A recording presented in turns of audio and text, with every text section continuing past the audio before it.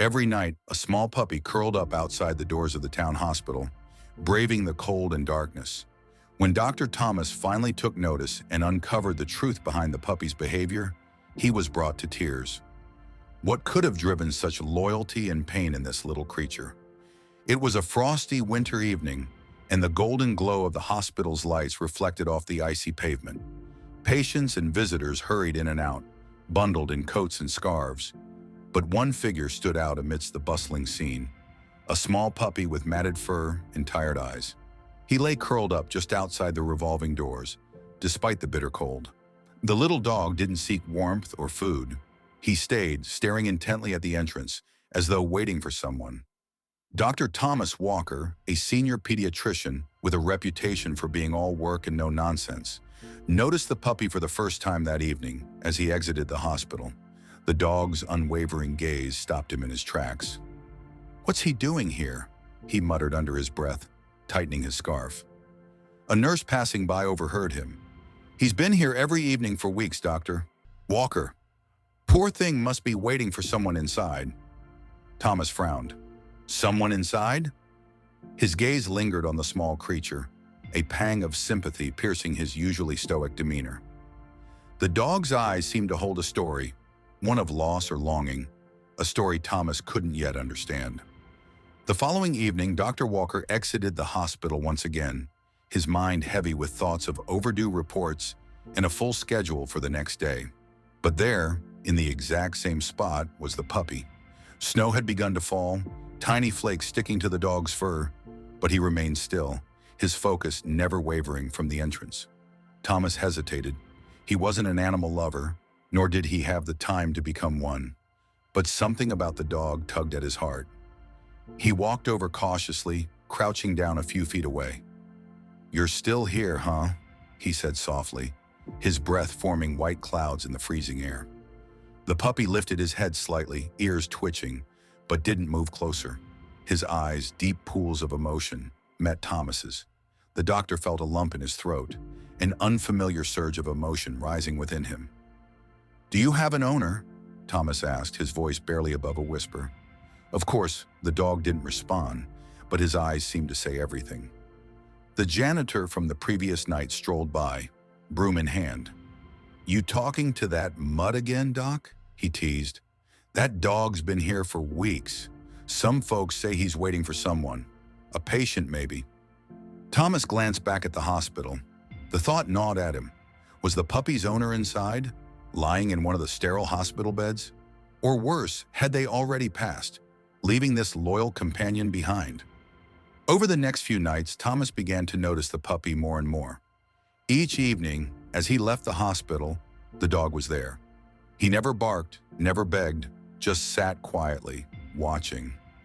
Thomas found himself lingering by the entrance longer than usual, trying to piece together the mystery. One particularly cold evening, unable to bear the sight of the shivering pup, Thomas brought him a small blanket from his car. "Here, this should help," he said, draping it gently over the dog. To his surprise, the puppy allowed it, his big, trusting eyes briefly meeting Thomas's, before turning back to the hospital doors. That night, Thomas couldn't sleep. The image of the lonely dog haunted him. Was he neglecting someone in need? His job was to save lives, to provide care. But here was a life outside his hospital, seemingly slipping through the cracks. The next morning, Thomas made a decision. During his lunch break, he asked the receptionist at the front desk if anyone had reported a missing dog. "Not that I know of," she replied, her fingers flying over the keyboard. "You think he belongs to a patient, maybe?" Thomas said, his mind racing. "Let me know if anyone asks about him." By the end of the week, Thomas's curiosity had turned into a quiet determination. He started leaving food and water for the puppy each night, noting with satisfaction that the bowls were empty by morning. But despite his efforts, the dog remained distant, his loyalty tied to the hospital's doors. One evening, as Thomas sat in his car preparing to drive home, he saw the dog again, curled up in his usual spot. The doctor sighed, gripping the steering wheel tightly. "Why won't you leave?" he muttered to himself. The question wasn't born out of frustration, but a growing sense of helplessness. He felt like he was failing this tiny creature who seemed to be waiting for something, or someone Thomas couldn't provide. It wasn't until the following weekend that Thomas's routine was broken. As he approached the hospital's entrance, he noticed a group of nurses huddled near the dog. One of them, a kind-hearted woman named Sarah, was stroking the puppy's head. "He finally let someone touch him," she said, smiling as Thomas approached. "It's like he's starting to trust us." Thomas knelt down, his hand hovering just above the dog's fur. "Is that true, buddy? Are you warming up to us?" Slowly he reached out, his fingers brushing against the soft matted coat. The puppy didn't pull away. Instead, he looked up at Thomas, his eyes brimming with a mixture of hope and sadness. In that moment, Thomas knew he couldn't ignore the dog any longer. He had to find out the truth. Why was this little soul so devoted to the hospital, and what or who was he waiting for? The next morning, Dr. Walker arrived at the hospital earlier than usual. He had spent most of the night thinking about the puppy. Who was this dog waiting for? And why? He couldn't shake the feeling that this wasn't just about loyalty, but something deeper. He stopped by the reception desk again.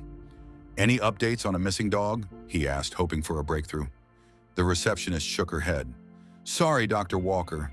No reports, no inquiries. It's like he just showed up and made this place his home."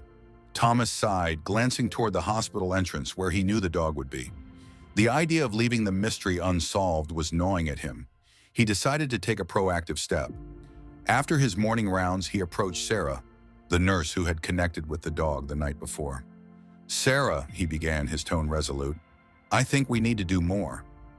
That dog isn't here by accident." Sarah tilted her head. "You really care about him, don't you?" Thomas hesitated, then nodded. "It's hard to explain. There's something about him. I feel like we're missing something important." Sarah smiled. "Well, I have a friend at the animal shelter. Maybe they can help us check if he's chipped." "That's a start," Thomas agreed. "Let's do it." That evening, Sarah brought a leash and coaxed the dog into letting her slip it on. To everyone's surprise, the puppy followed without resistance, his small frame trembling slightly as they let him inside. Thomas felt a pang of guilt, watching the dog's nervous movements. He didn't want to scare him, but this was necessary. At the shelter, the staff scanned the dog for a microchip. "Nothing," the technician said, frowning. "He's not registered anywhere." Thomas clenched his jaw. "So, what now?" "We could post his picture online," Sarah suggested. "See if anyone recognizes him." The shelter staff agreed, snapping a photo of the dog and posting it to local community boards and social media. "If he has an owner, they'll see this," the technician assured them. Thomas nodded, but deep down, he wasn't convinced.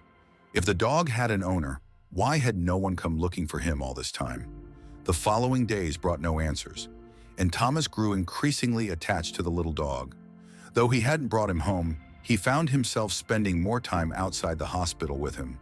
The dog's quiet presence was oddly comforting, a contrast to the constant chaos of the pediatric ward.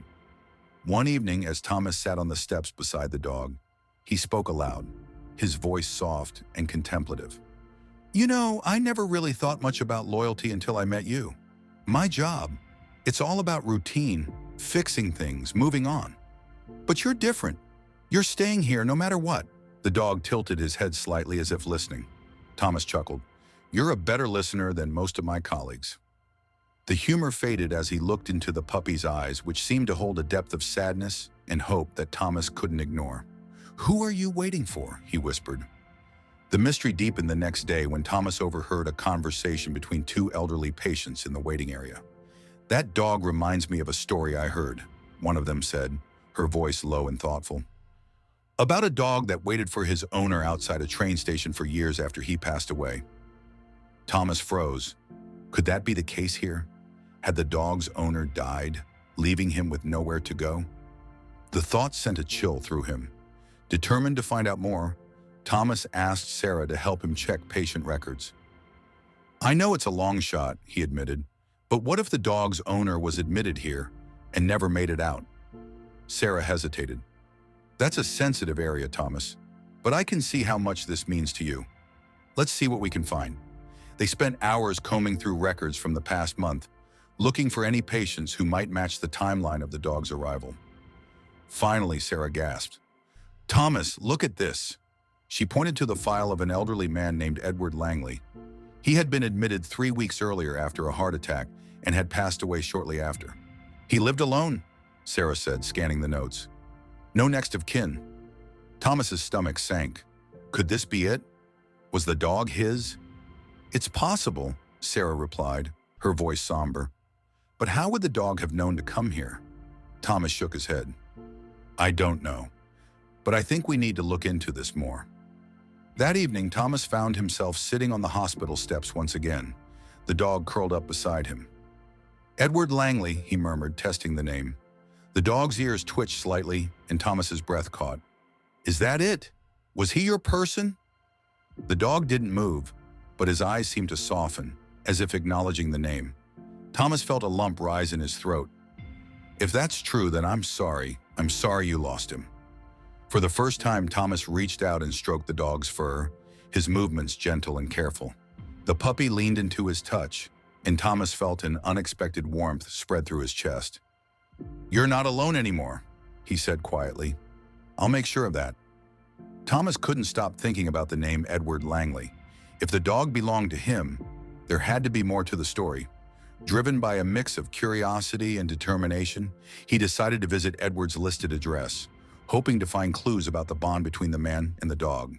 The house was a modest, single-story home at the edge of town. The garden was overgrown, the paint peeling from the shutters, but it still held a sense of warmth, like a place that had been loved. Thomas hesitated at the door, unsure of what he was expecting to find.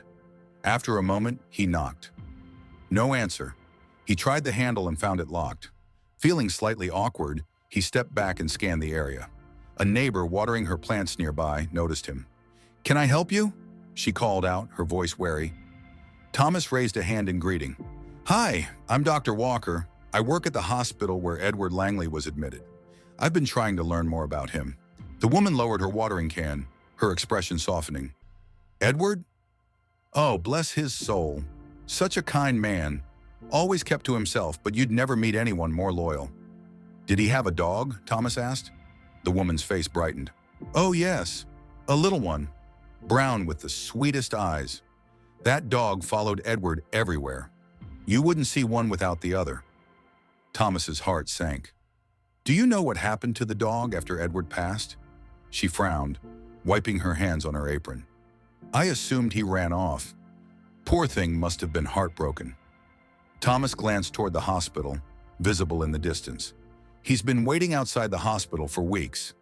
The woman gasped. He's still there? Oh, that dog loved Edward more than anything. If he's there, it's because he doesn't know Edward's gone. He's probably waiting for him to come back. Back at the hospital, Thomas shared the revelation with Sarah. It all makes sense now, he said, pacing the break room. The dog's loyalty wasn't random. He's grieving. Sarah nodded, her expression somber.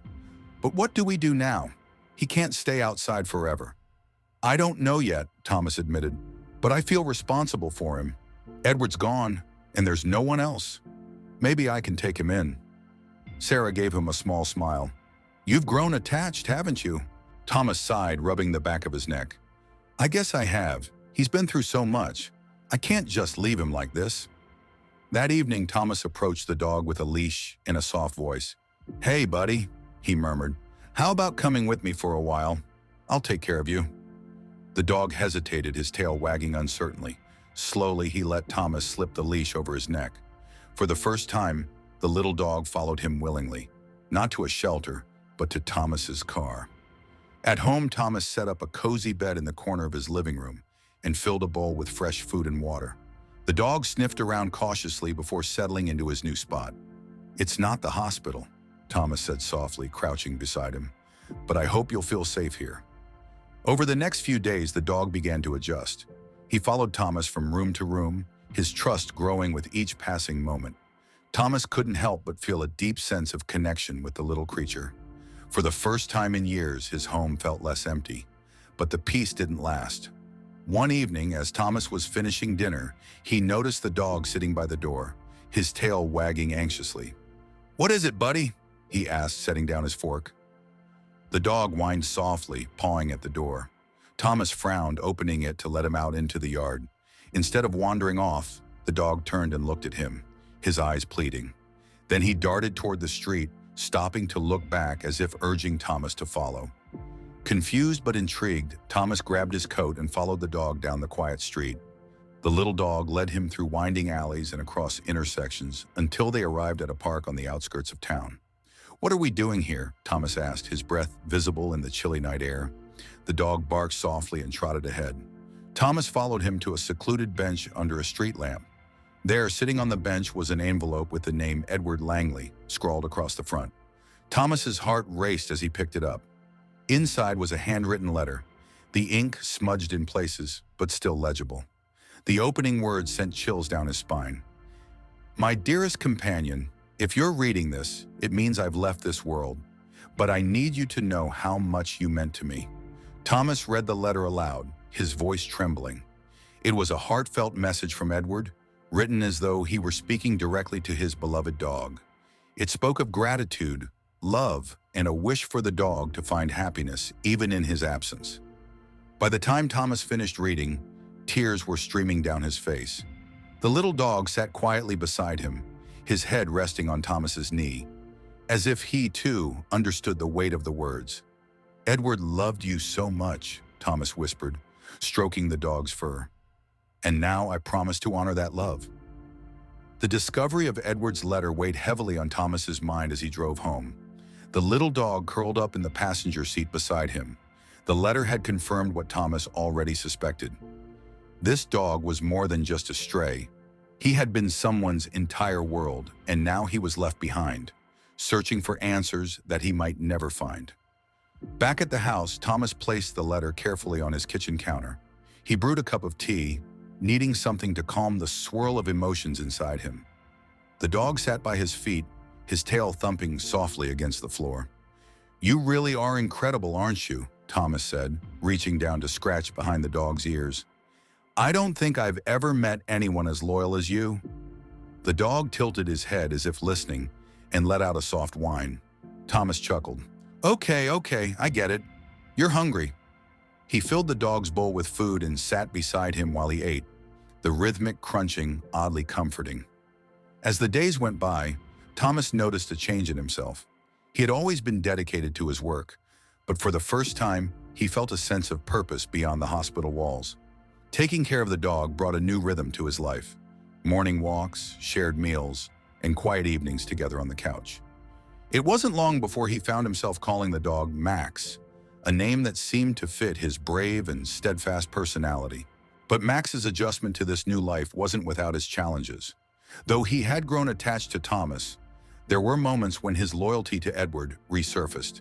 Some evenings, Max would sit by the door, staring out into the darkness as if waiting for someone who would never return. Other times, he would bark at the sound of a passing car, his ears perking up hopefully before drooping in disappointment. One night, as Thomas worked on paperwork at the kitchen table, he noticed Max pacing restlessly. "What?"